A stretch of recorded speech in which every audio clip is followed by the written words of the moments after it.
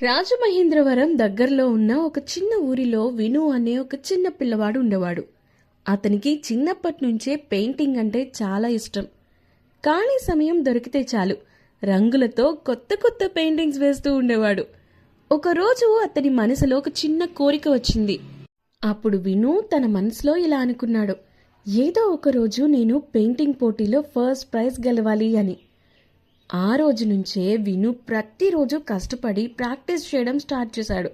కానీ అతను వేసిన పెయింటింగ్స్ని చూసి ఎవ్వరూ పెద్దగా మెచ్చుకునేవారు కాదు.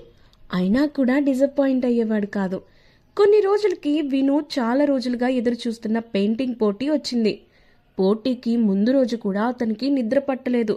దీంతో ఎంతో శ్రద్ధగా ఒక అందమైన పెయింటింగ్ని వేశాడు. రిజల్ట్ వచ్చిన రోజు విను ఆశగా లిస్ట్ వైపు చూశాడు. కానీ ఆ లిస్ట్లో తన పేరు లేదు. ఇంత కష్టపడ్డా కూడా నేను గెలవలేకపోయాను అని విను చాలా బాధపడ్డాడు.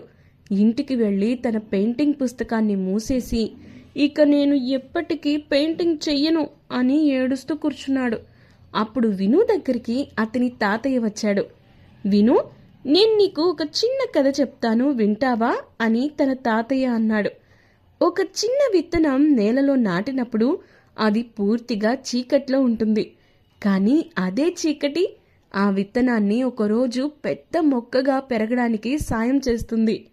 తాతయ్య చెప్పిన కథ విన్న వెంటనే విను కళ్ళల్లో మళ్ళీ ఒక కొత్త ఆశ మెరిసింది.